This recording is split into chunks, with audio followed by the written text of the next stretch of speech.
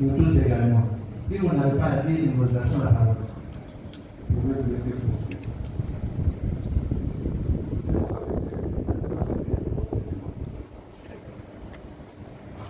Vous avez la parole, on est revenu à l'essentiel. Nous sommes pas là pour le procès de la vie et de l'institution. Monsieur le Président, comme je vous avais dit la dernière fois, je suis ici pour faire face à un procès de la vie. Laissez-moi parler. C'est moi qui ne sais pas. C'est vous les juges. Je suis désolé. Merci. Je voudrais juste rappeler, en renchérissant sur les propos de mes avocats, qu'il y a un distinguo à faire entre la compétence principale de la Constitution et la compétence résiduelle de la Constitution. Quelque part, le verbe mot se limite à faire un certain marche en développant la compétence principale, c'est extrêmement grave. Parce que c'est un haut magistrat de 35 ans d'expérience. Toute la jurisprudence. Veuillez vous adresser à la Cour. C'est tout ce que je voulais rappeler. Il y a un distinguo établi entre la compétence principale de la Cour constitutionnelle et la compétence résiduelle. La compétence, plusieurs arrêts de principe de la Cour constitutionnelle posent deux conditions. Un acte peut être déféré au-delà de l'article 162 de la Constitution et quand la Cour constitutionnelle. Dès lors, il n'y a aucune autre juridiction qui peut statuer dessus. Dès lors, le cet acte viole manifestement les droits fondamentaux d'un citoyen. Et en l'occurrence, les droits, en général, à la défense, ont été systématiquement violés. Je n'ai eu, comme vous le savez, le droit à un procès équitable postule également la garantie du droit de la défense. Le droit de la défense doit être respecté pour que le procès soit équitable. Ça, c'est la Constitution. Et que les règlements intérieurs de l'Assemblée nationale est un acte qui est déclaré préalablement conforme à la Constitution. Et que de ce point de vue, lorsqu'il est violé, il viole également la Constitution. Donc, il ne peut pas dire, en banalisant, comme si on a mené, c'est pas moi, un porte à l'abattoir, mais si c'était le cas, il aurait été engorgé des prix. Ici, on parle des droits fondamentaux des citoyens. Et vous êtes juge pour les préserver. J'ai démontré ici pendant plus de 12 heures à 14 heures. Adresse-toi à la Cour. Je suis en train de m'adresser.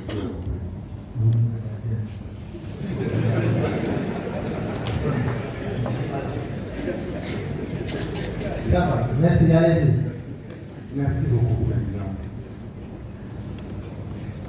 Et donc, comme je le disais, Président, ici il s'agit des droits fondamentaux. On ne m'a pas donné l'occasion de présenter les moyens de défense. Et je suis convaincu que si cela m'avait été accordé, on ne serait pas des nombres.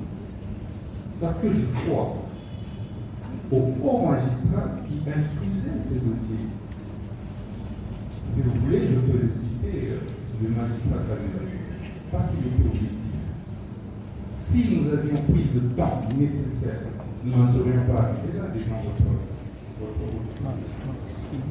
mais malheureusement, puisque le complot était fait, le plan était établi, c'était déterminé et déjà un adversaire politique. Donc ils ont violé toute Alors, toutes les règles de droit, le ministère public, c'est le garant aussi du respect des droits de la République. Mais dès lors, comment peut-il aujourd'hui me refuser ces droits? Le droit de pouvoir recourir devant la Cour constitutionnelle pour pouvoir présenter ces irrégularités observées lors du vote de ces différents histoires.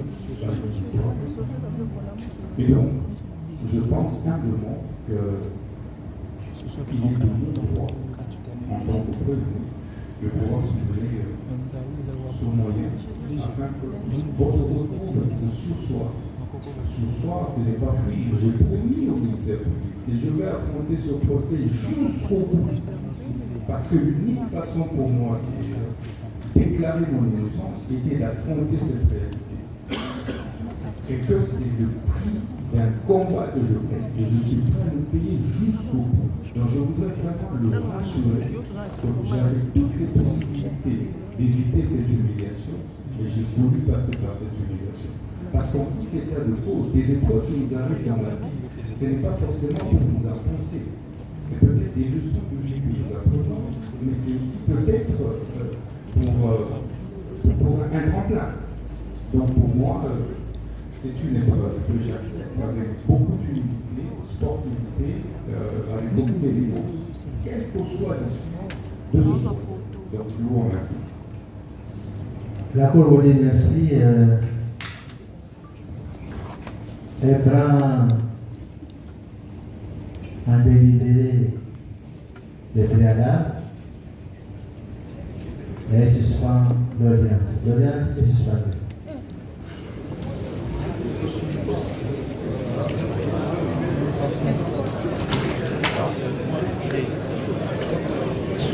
Voilà. Ginette.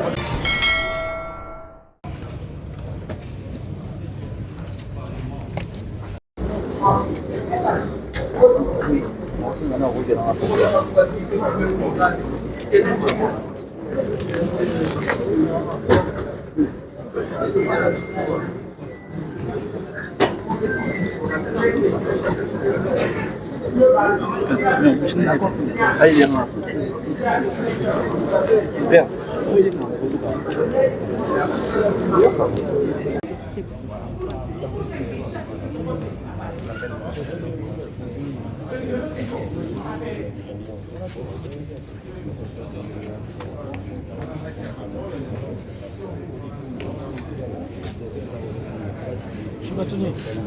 Comment ça va?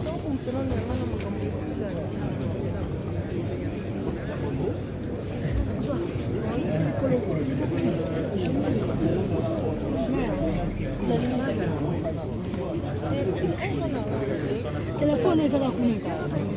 Hela unga.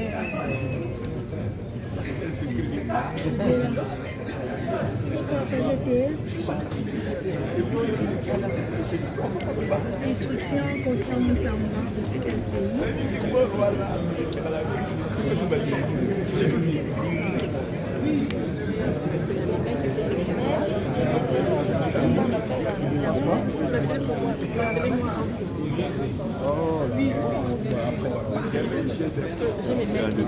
Quand je vais commencer, je vois.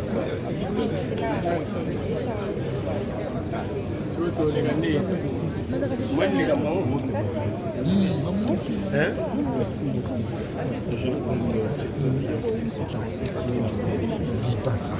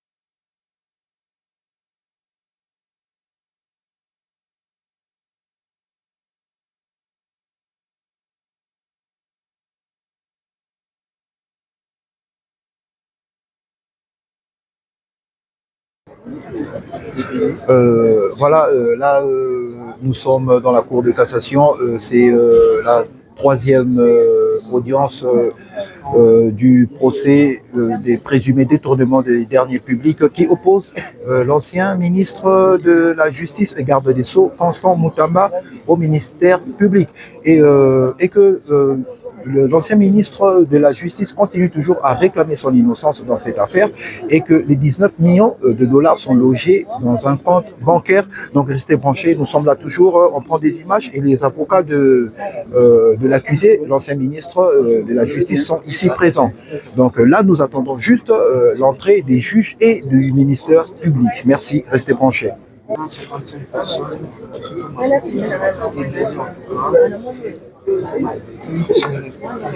Donc 65, merci. Prière de partager ces 32 personnes. Merci. Qui était pourquoi? Si vous avez des commentaires, pardon, commentez, il n'y a pas de rejet, s'il vous plaît. Nous sommes en direct. Je suis Moutamba. Merci beaucoup. 111 personnes. Merci. 116. Merci beaucoup, prière de partager les lives sur Internet. Et notre Insta ou akomaki déjà na ngonga elamu akomaki ya cela 1 heure du temps tozali obele kozela ba juge baya na ministère public et po ete to banda procès. Donc voilà, restez branchés bandeko na biso. Bafundi po na nini? Bafundi po na présumé détournement de fonds ya 19 millions de dollars. Mbongo wana esengaki te po etonga prison na Kisangani. Voilà, mais hier à l'objet était mbongwana ezali logé na compte bancaire moko boye songolo pakala. Donc voilà, yango wana ndi lelo toyali poser la suite, avocat na pe ba baza na ba preuve moko tangible o ba ko exhiber lelo na cour de cassation.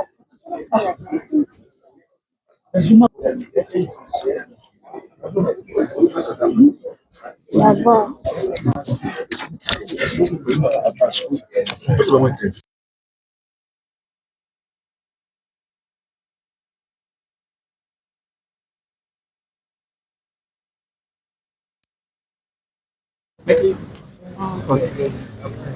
Soyez celui entre eux.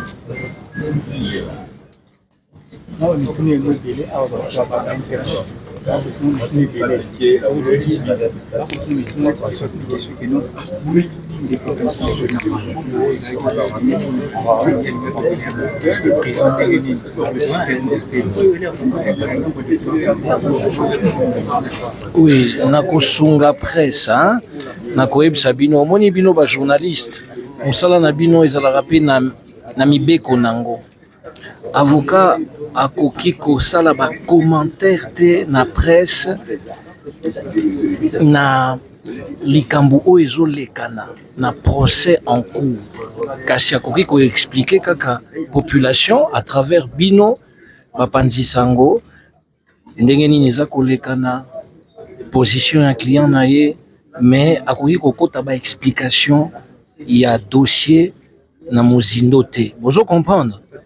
Parce que sinon akoki kozala sanctionné na conseil de l'ordre.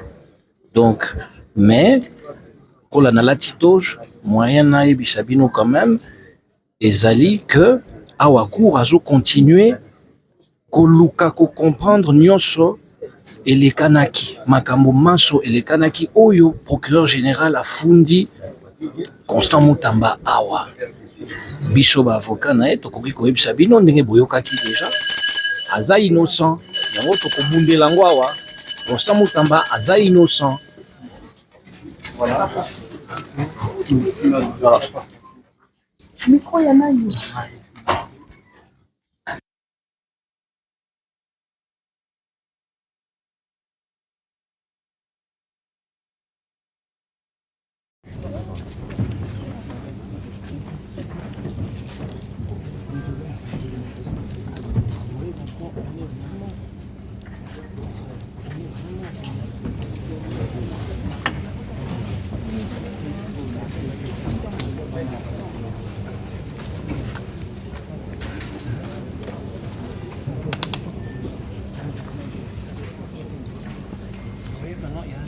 Non, non, c'est pas grave. Aujourd'hui, j'ai la décision de mettre des comme les journalistes.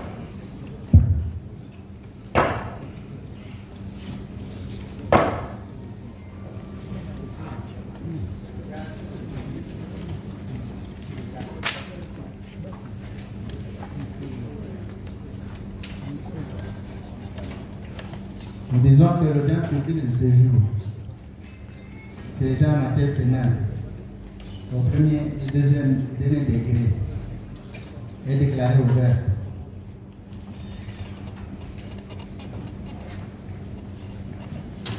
Nous allons passer un message d'excuse. Nous venons de commencer l'audience avec un retard. Nous venons de commencer l'audience avec un retard et accepter nos excuses. Monsieur le greffier, vous avez la parole pour donner lecture de ces erreurs. Extrait de rôle, la Cour de cassation, séchant en matière de poursuite au premier et dernier ressort, appelle à son audience publique de ce mercredi 30 juillet 2025 l'affaire suivante.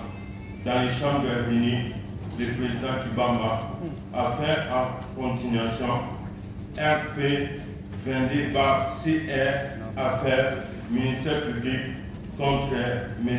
Constant Moutamba Ngunga. C'est tout, Monsieur le Président. Merci, Monsieur le greffier. La Cour appelle la cause RP 22/CR, affaire ministère public contre M. Constant Moutamba Ngunga. Les prévenus peuvent comparaître.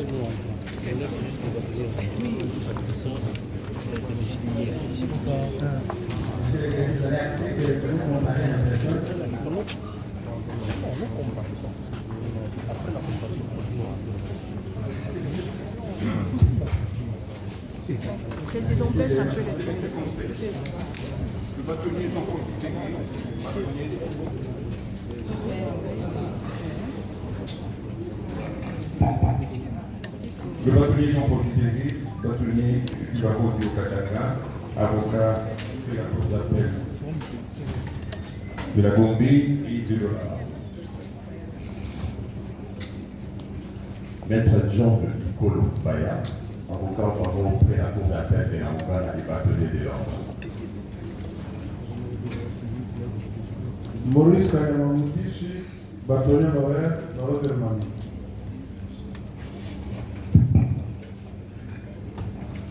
Maître Toussaint Ekombe Petit, avocat au barreau de Kinshasa, Gombe et Matete.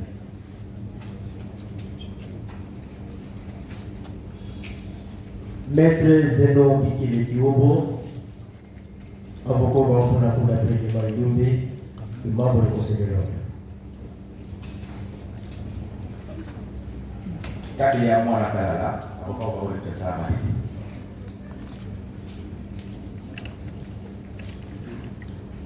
Votre honneur, je suis Gérard Jules Dieudonné Kabemba Mwanana Lolaba.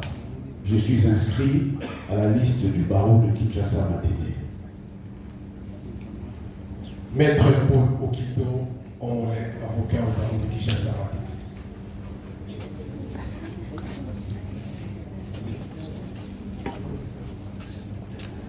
Yves Kisobe Bisika Lissasi, avocat au barreau de Kinshasa Gombe.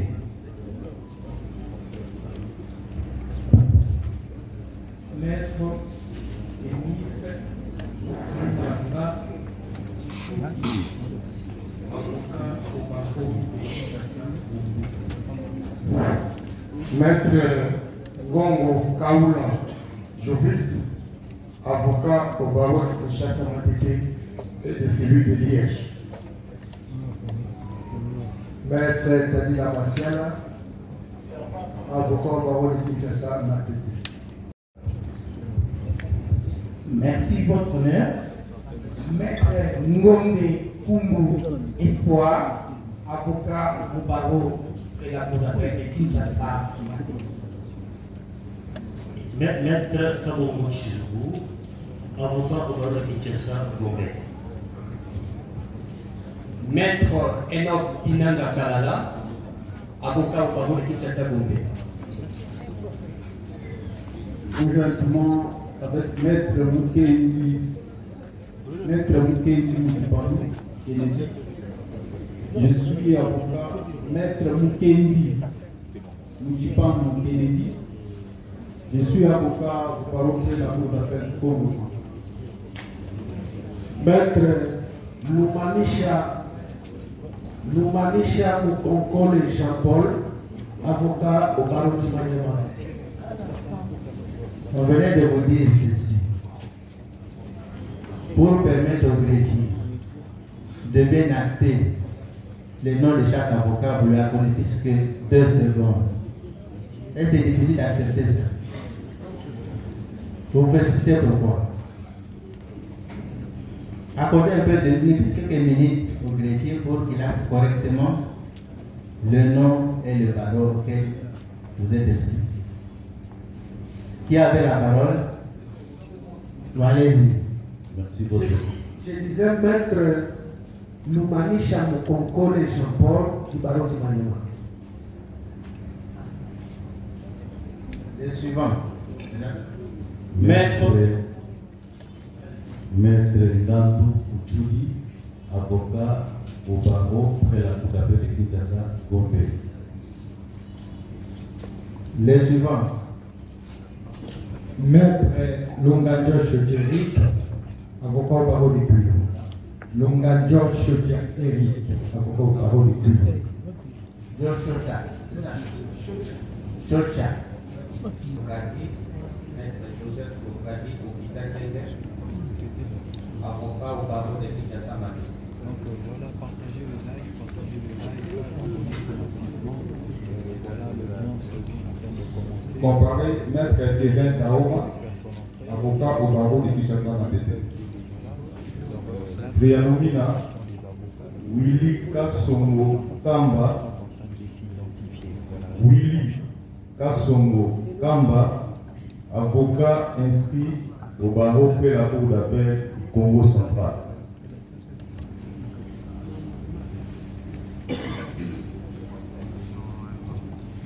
Allez-y. Comparution conjointe, Maître Eric Moussonkiela Malango. Je suis avocat au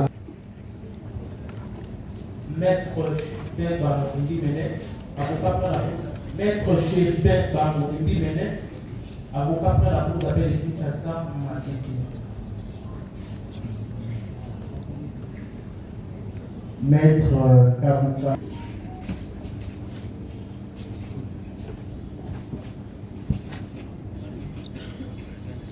Maître Patrice Chombo Gando, avocat au barreau près la cour d'appel de Sonko. Maître Joyce Issio,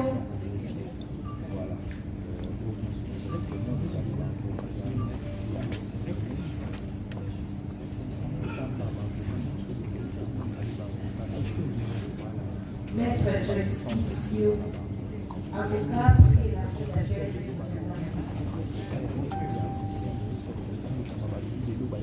Maître Eli Wazuma, avocat au barreau de Kinshasa Matete et du Congo central.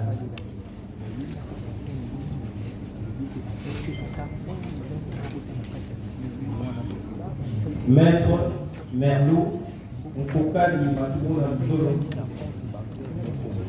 avocat au barreau près la cour d'appel du Congo.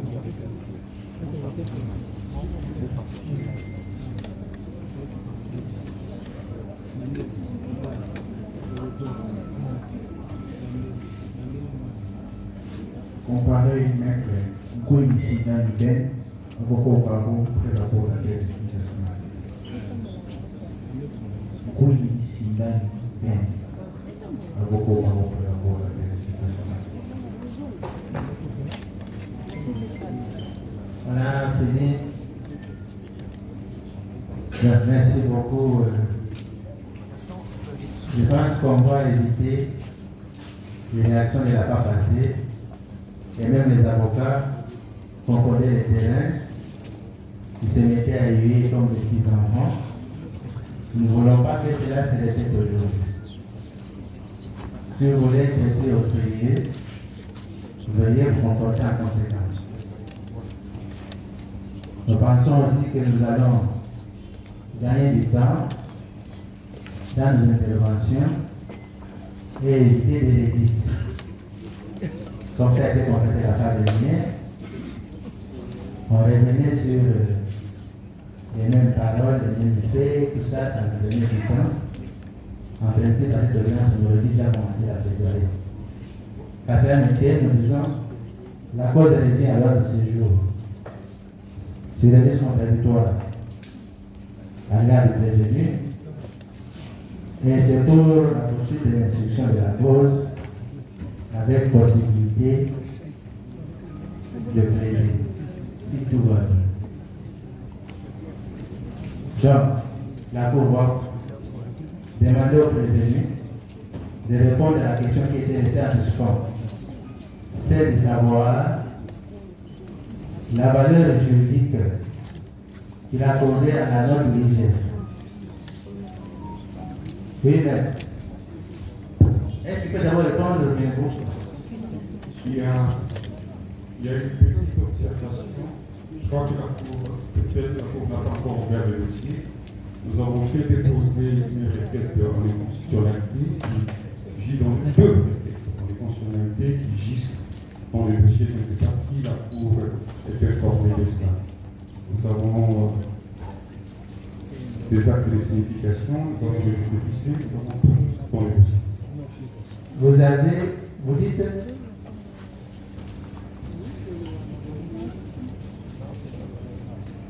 dans les dossiers gisent des actes. Nous avons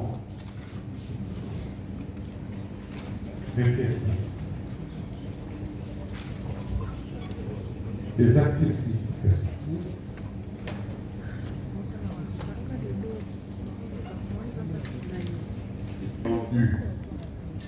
Sur le RT 22, rendu par votre cour en date du 23 juillet dans la cause qui oppose le ministère public contre notre client, M. Moutamba. Alors, nous avons écrit à monsieur le président de la Cour constitutionnelle, conformément aux dispositions des articles 1er, 12, 17, 138, 150, 160 de la Constitution du 18 février, tel que modifié à ces jours, portant révision de certains articles de la Constitution, l'article 43, 48, 88, alinéa 96, alinéa 2 de la loi organique. Le 25, 36 et puis le 25. La deuxième, là, on ne la connaît pas. Oui, nous avons tourné, le temps pour vous de retrouver. La deuxième était. Les deux requêtes sont déposées, mais le président de la Cour veut avoir le résumé. Oui, les 36. Commencez par 36, 25, 37, qui est à la Cour, qui est dans le dossier. La deuxième, on l'ignore. Non, la deuxième est là. Donc, nous avons le 36, donc 25, 36 et puis 25, 37. Alors, pour j'ai lu le 37. On demande que je lise. Faites le résumé des faits. Oui, ça va prendre du temps. Alors, je passe la parole au doyen des Congés pour qu'il fasse rapidement les résumés des faits. Oui. Merci, monsieur de la Cour. Nous avons déposé hier au greffe de la Cour constitutionnelle deux requêtes.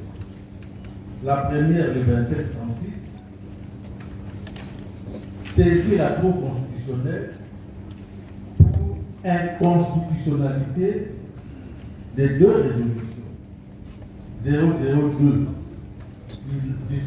du 29 mai 2025 qui avait autorisé l'ouverture d'une instruction judiciaire à charge de M. Constant Moutamba, alors ministre d'État, ministre de la Justice et garde des Sceaux. La deuxième, 004,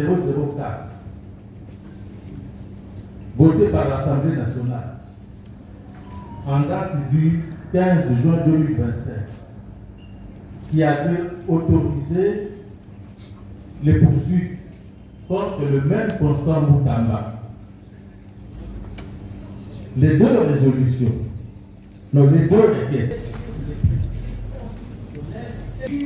Contraire à la Constitution, auquel on serait fait allusion dans une cause où elle est concernée. Un certain préalable était soumis devant notre cour.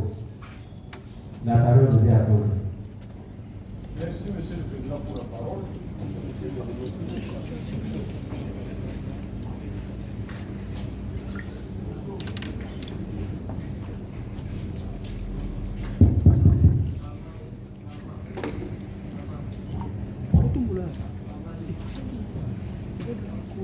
Merci pour la parole, Monsieur le Président. Nous sommes contents qu'on évoque les expressions qui nous intéressent au plus haut point. Nous sommes un pays de droit. Les choses doivent être faites conformément aux lois qui existent. Et en tant qu'organe de la loi, nous veillons à ce que les procès se déroulent conformément aux lois qui existent. Face à ces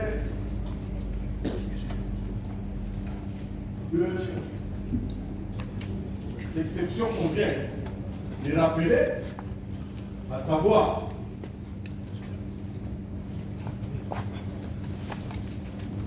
une requête qu'on a déposée à la Cour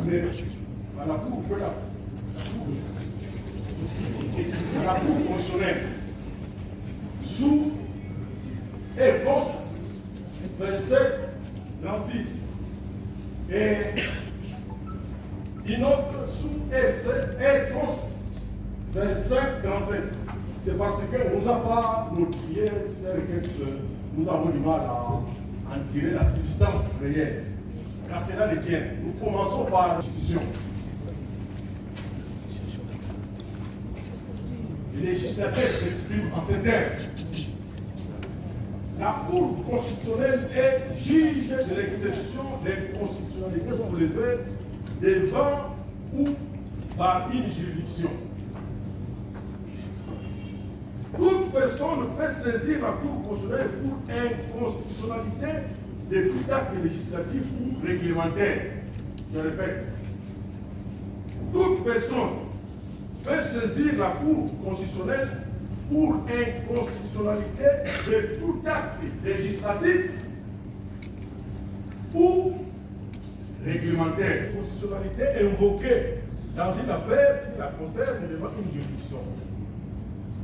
Celle-ci, s'il soit à statuer et saisir toute affaire cessante la Cour constitutionnelle. Je crois que le problème qui se pose, c'est la compréhension qu'il faut se faire d'attendre que la Cour se prononce.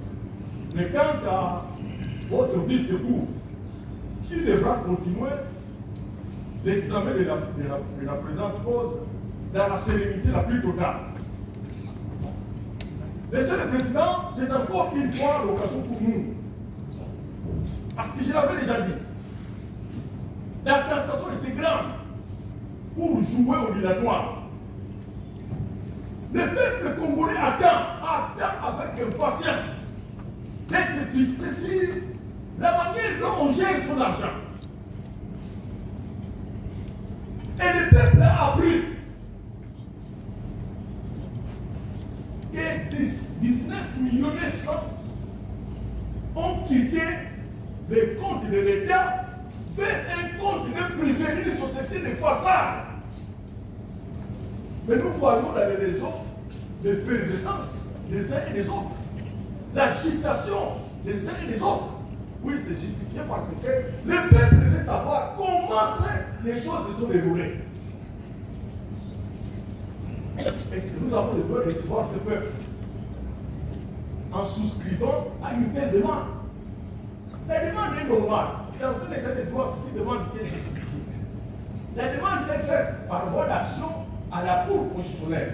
Il appartient à la Cour constitutionnelle de répondre à cette demande. Ça n'a rien à voir avec la Cour de cassation, l'office de cour que vous êtes. Si vous êtes saisi par voie d'exception, ah oui, vous devriez s'y soir. C'est la loi qui le prévoit. Mais alors, il y a d'autres précisions, toujours en lisant de manière intelligible cette loi, la Cour constitutionnelle, bien sûr, peut être saisie pour inconstitutionnalité de tout acte législatif ou réglementaire. Alors le problème se pose. La question devient intéressante. Lorsque par mes propres recherches, je suis tombé sur la fameuse requête, sur la requête, excusez-moi, j'ai lu ceci, que par un avenir du droit, mais définitif si les incidents. Nous tous également. Si vous n'avez pas dit, nous vous achetons la parole. Vous pouvez me laisser poursuivre.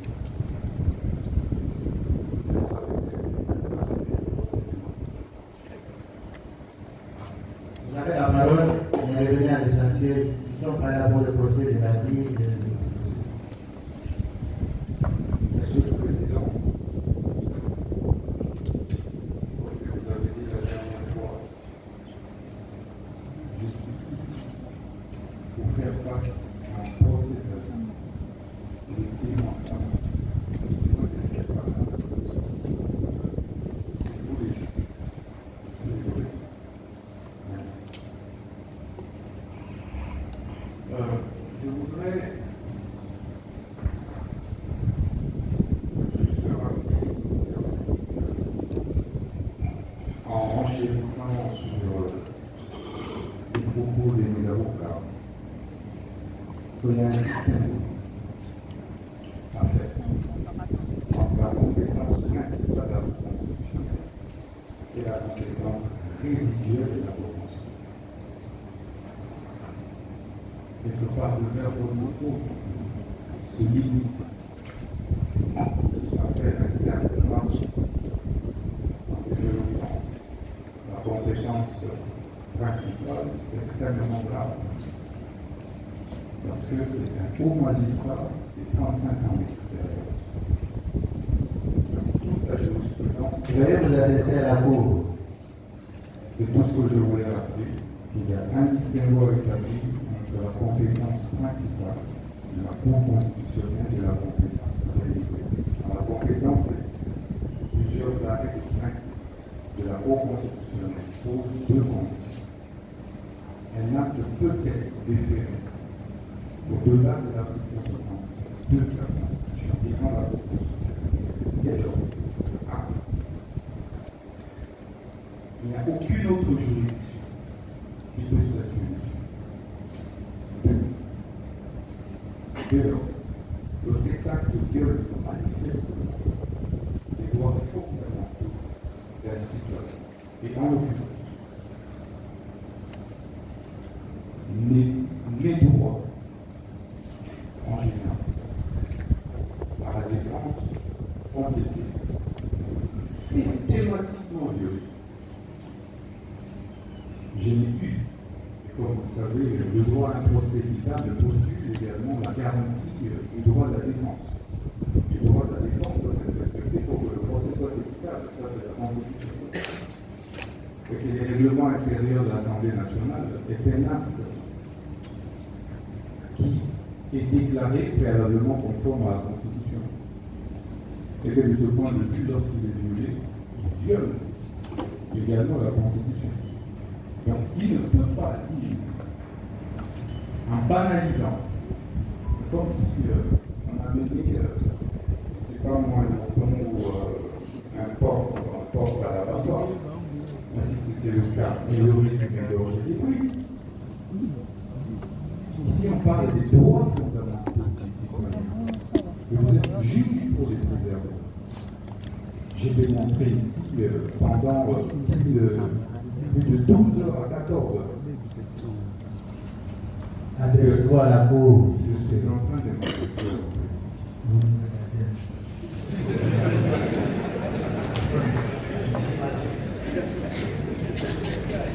Merci, allez-y. Merci beaucoup, Président. Et donc, comme je le disais, Président, ici il s'agit des droits fondamentaux. On ne m'a pas donné l'occasion de présenter les moyens de défense. Et je suis convaincu que si cela m'avait été accordé, on ne serait pas des nombres. Parce que je crois au haut magistrat qui instruisait ces dossiers. Si vous voulez, je peux le citer, le magistrat Kabila, parce qu'il était objectif. Si nous avions pris le temps nécessaire, nous n'en serions pas arrivés là, déjà votre mais malheureusement, puisque le complot était fait, le plan était établi, c'était déterminé et d'écarter un adversaire politique. Donc ils ont violé toutes les règles de droit. Le ministère public, c'est les garants aussi du respect des droits de la République. Mais dès lors, comment peut-il aujourd'hui me refuser ces droits? Le droit de pouvoir recourir devant la Cour constitutionnelle pour pouvoir présenter ces irrégularités observées lors du vote dans ces différents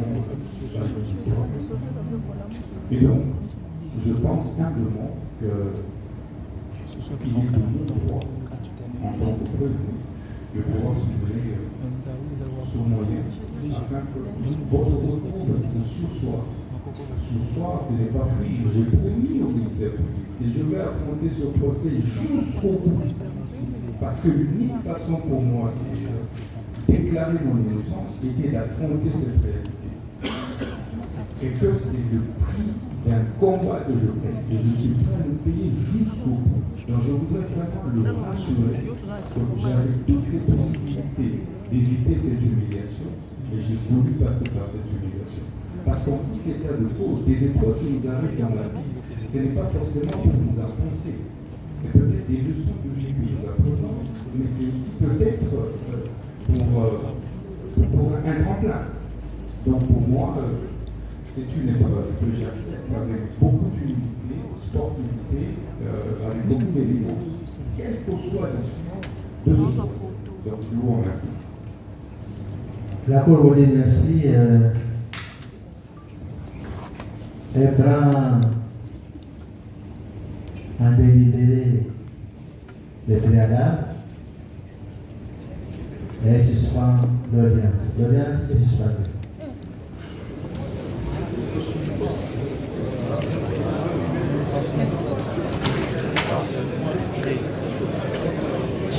Voilà. Ginette, regarde ça, bébé.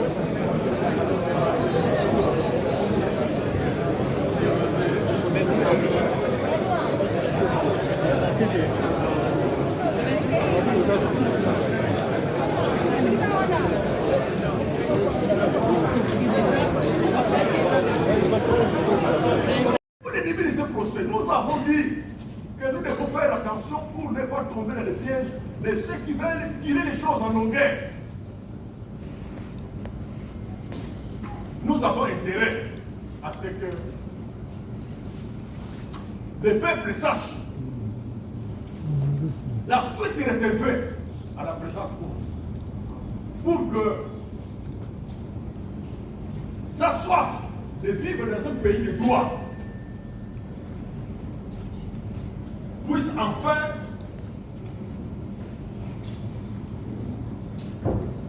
être stoppée. Nous avons dit cela. On allait vous demander de chuter puisque vous êtes répété pour le vote.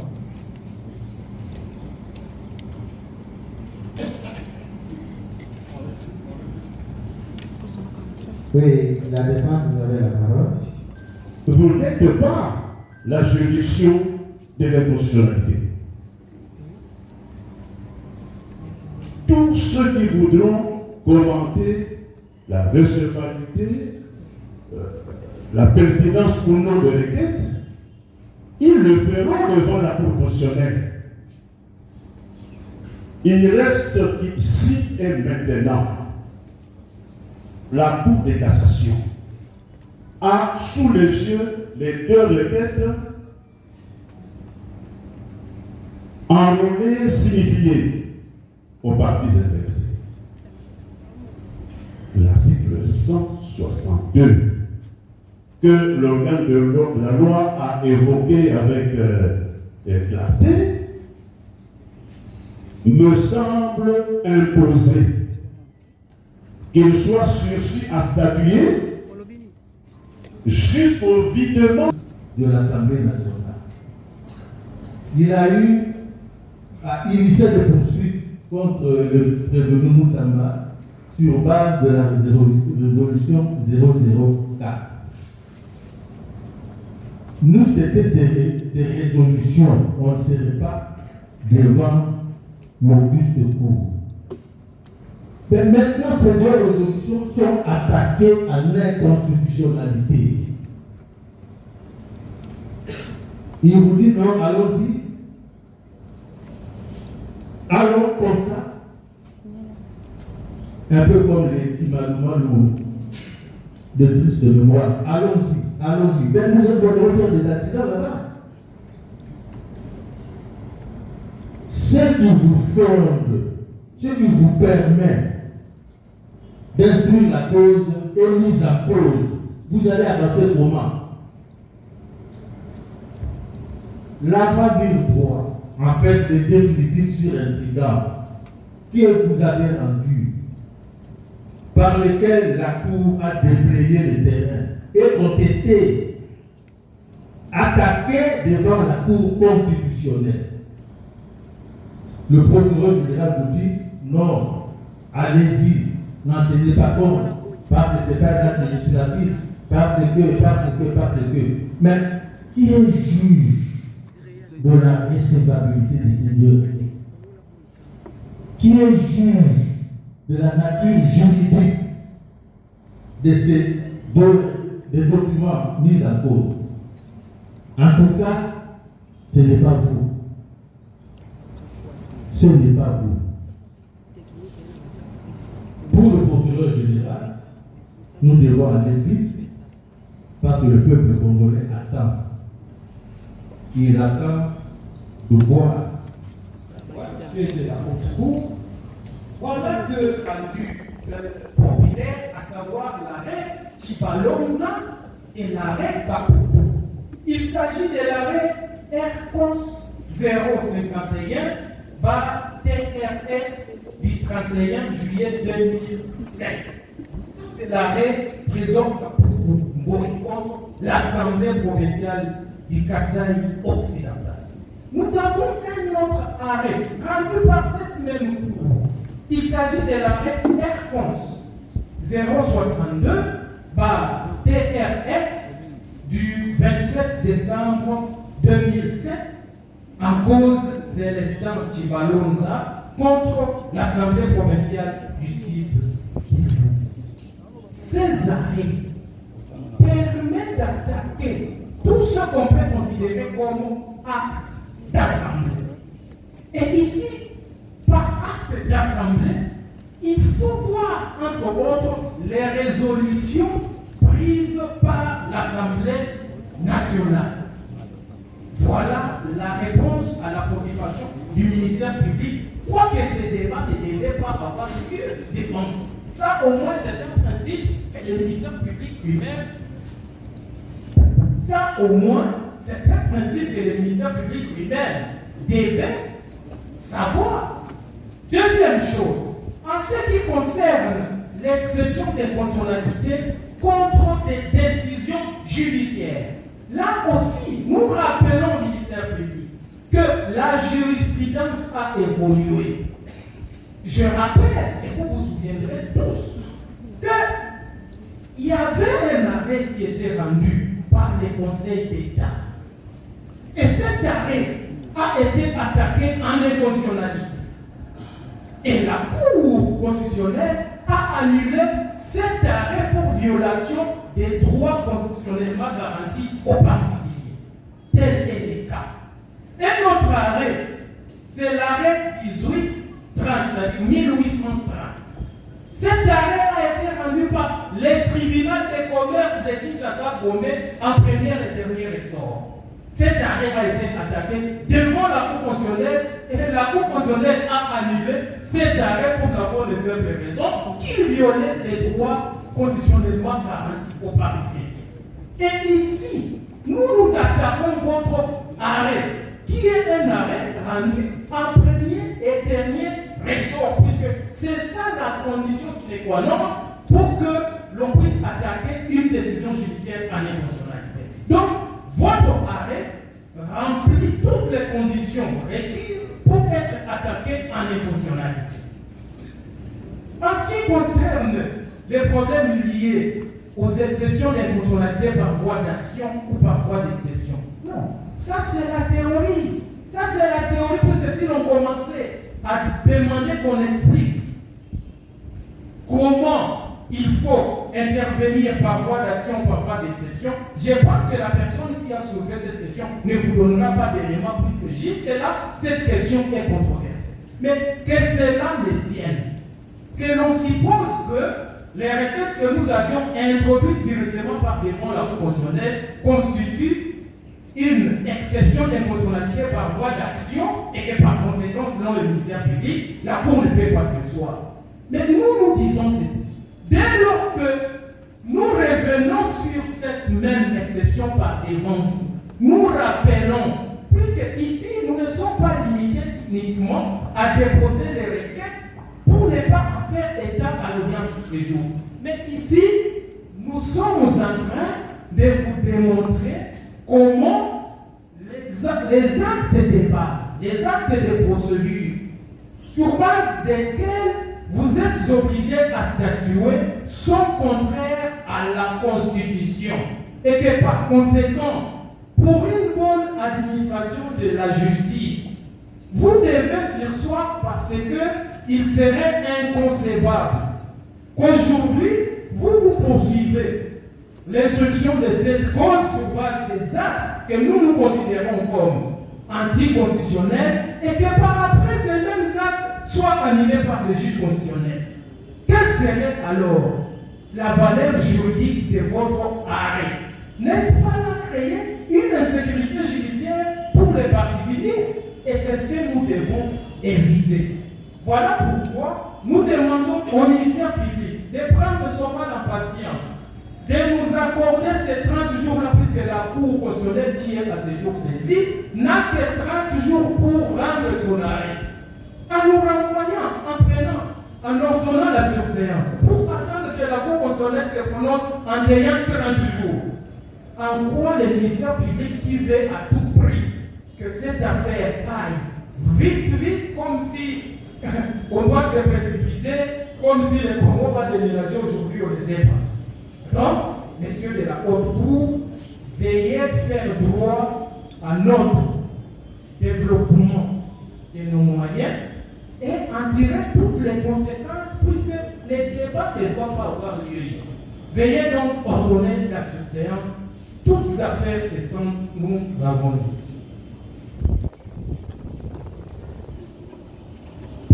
Bien, la Cour vous apporte la parole.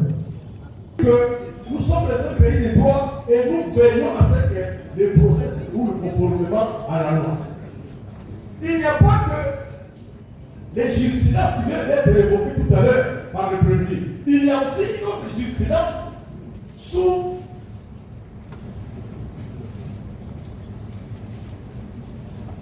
Ecos 1272.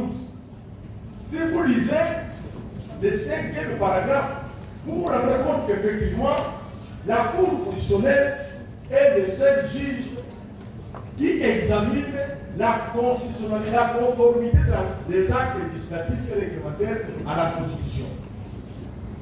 C'est ça les soucis des législateurs. Mais en ce qui concerne l'arrêt attaqué l'arrêt avant dire droit sous RP 22/CR. Mais c'est une question judiciaire qui n'a rien à voir avec un acte législatif ni un acte réglementaire. C'est un problème de cohérence. C'est un problème de la lecture fidèle de la loi. Qu'on ne puisse pas s'en prendre au ministère public. Non, nous sommes qu'esclaves de la loi. Lorsque vous avez la possibilité d'attaquer une décision judiciaire en soulevant une exception, alors choisissez. Vous allez le faire par voie d'exception ou par voie d'action. Si c'est par voie d'exception, là les choses changent. Parce que la Cour ne peut pas, n'a pas reçu compétence d'examiner la conformité des actes à la Constitution. Mais dans les cas d'espèce, vous avez saisi, le prévenu a saisi la Cour constitutionnelle. C'est son droit le plus légitime que nous respectons. C'est le rien à voir avec le vice de Cour qui devra poursuivre l'instruction de cette affaire. On ne dit pas qu'avant de sortir les extraits, il faut que la décision tombe. Non! Il y a beaucoup d'actes qui vont poser. Il y a beaucoup de témoins qui vont défiler devant le vice de Cour pour éclairer sa religion. Nous ne prenons pas pour une instruction précipitée. Non! Nous voulons faire les choses de manière.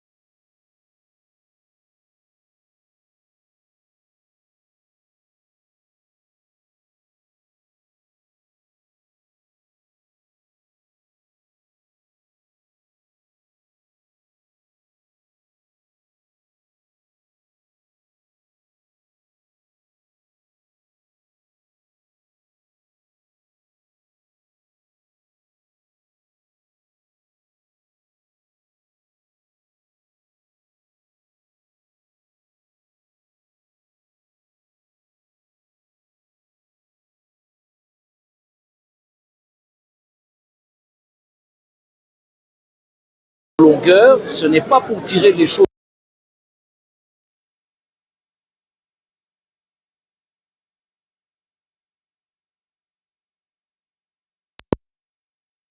Le procès équitable. Nous avons tous droit à un procès équitable chaque fois que nous sommes mis en cause devant la justice. Et qu'est-ce qui nous donne droit à un procès équitable? C'est la Constitution. C'est même au niveau des conventions internationales, comme le Pacte des Nations Unies sur les droits civils et politiques. Le droit à un procès équitable, c'est un droit fondamental. Ça fait partie des droits de l'homme. Donc ce n'est pas de la chicane, ce n'est pas du dilatoire, c'est fondamental. Lorsque la forme n'est pas respectée, il ne peut pas y avoir de procès équitable. Or, chacun doit pouvoir avoir droit à un procès équitable. Vous comprenez? Donc et les avocats sont là pour ça. Si on nous appelle maître, c'est parce que nous sommes maîtres de la procédure. C'est pour ça que quand vous allez en justice, vous avez besoin d'un avocat, parce que l'avocat, lui, maîtrise la procédure. C'est pour ça qu'on l'appelle maître, en dehors de maîtriser le contenu des lois. Donc, le ministre d'État Constant Moutamba n'est pas là pour faire traîner les choses. Il a répété, c'est le procès de sa vie, il est là pour que les choses se passent bien et pour faire face à la justice, puisqu'il se sait innocent. Donc sans aller dans le fond du débat, je voulais juste vous dire à vous, Bino Bandekonabiso Bapanzisango, Bolobelela que Constant Moutamba aye na justice ko samba tozo tosa cour kasi ebongi to tosa mibeko procédure ndenge ezo loba tosala boye nzoka procédure ezalaki respecté te pona biso banda assemblée nationale procédure ezalaki respecté te façon tokomi na cour awa procédure ezalaki respecté te bavotaki autorisation wana ya ko poursuivre pe ya ko instruire contre Moutamba kolongola ba immunité za nyonso wana ndenge esengelaki te esalemaka à main levée te esalemaka à bulletin secret. À partir ya wana na ndenge pe tokomaki awa document oyo ememaki Constant Moutamba awa, c'est-à-dire signification à prévenu esalemaki ndenge esengelaki te. Donc voilà, la procédure eza garantie que bazo sambisa yo na ndenge ya malamu. Eza liseki te, eza kaka forme te. Toyokani, c'est très important. Voilà. Pourquoi World SARL, l'entreprise. Multiservice assistance crédit, douane import-export, garage automobile moderne, cleaning. World SARL, notre ami de tout le temps.